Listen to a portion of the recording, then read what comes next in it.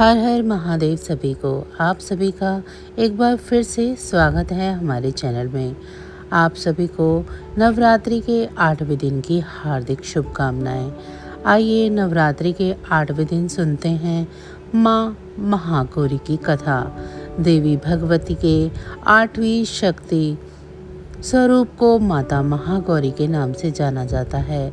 माँ महागौरी के पूजन का विशेष दिन नवरात्रि का 8वां दिन है, जिसे महाअष्टमी भी कहते हैं। इस दिन संपूर्ण विधि से माता महागौरी का ध्यान और पूजन करने से भक्तों का कल्याण होता है और इनके कृपा से कई असंभव कार्य संभव होने लगते हैं। माँ महागौरी का स्वरूप बहुत ही गौर वर्ण है और दिव्य माना गया है। माँ के गौर वर्ण को शंख, चक्र और कंद के फूल के समान माना गया है। माता महागौरी का वाहन वृषभ है। माता महागौरी को वृषारूढ़ा भी कहा जाता है। माँ पार्वती की 4 भुजाएं हैं। इनके एक दाहिने हाथ में त्रिशूल है और दूसरा दाहिना हाथ अभय मुद्रा में है।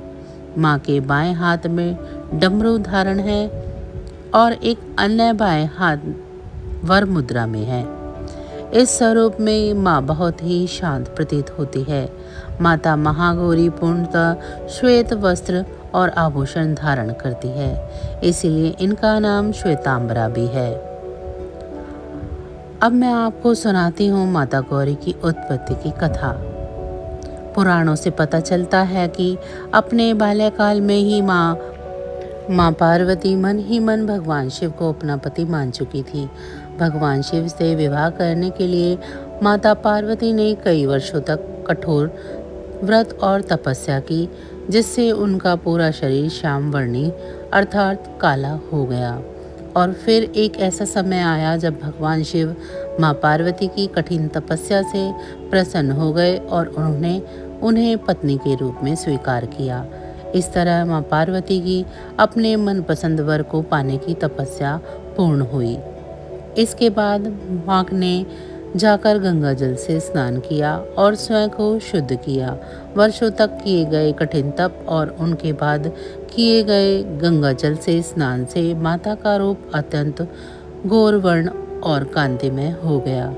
माँ की आभा एक शंख और चंद्र के समान श्वेत हो गई, इसीलिए उनके अति गौरवर्ण के कारण उन्हें देवी महागौरी के नाम से जाना जाने लगा।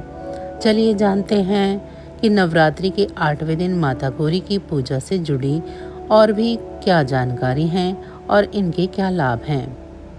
माता महागौरी छाया ग्रह कहे जाने वाले राहु की शासक हैं, इसीलिए जो साधक राहु के बुरे प्रभाव से पीड़ित हैं उन्हें माँ महागौरी की पूजा अवश्य करनी चाहिए। इससे उन्हें राहु दोष से होने वाली बाधा से मुक्ति मिलती है। महाअष्टमी के दिन विवाहित महिलाएं अपने सौभाग्य की रक्षा के लिए देवी माँ गौरी को चुनरी जरूर चढ़ाएं।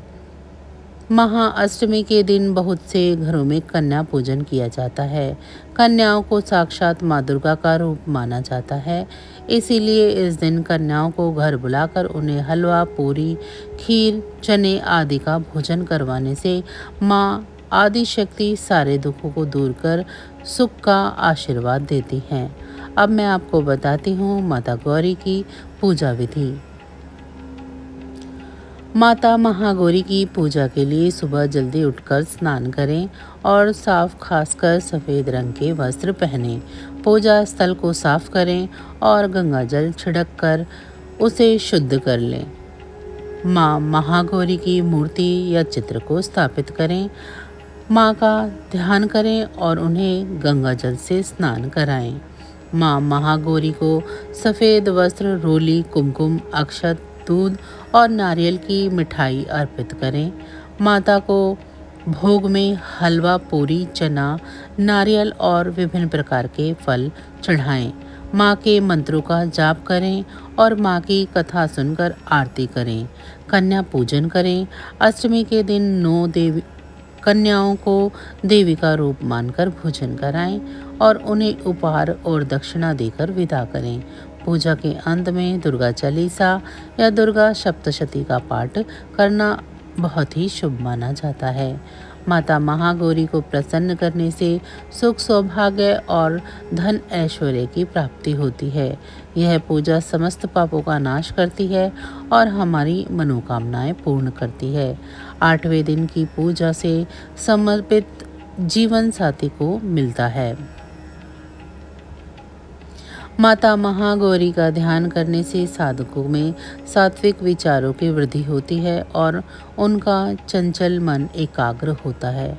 माता की आराधना से उनके भक्तों के कष्ट का नाश होता है और माता की कृपा से वह संपन्न होकर अपना जीवन व्यतीत करते हैं। माता महागौरी का मंत्र है ओम देवी महागौराय नमः।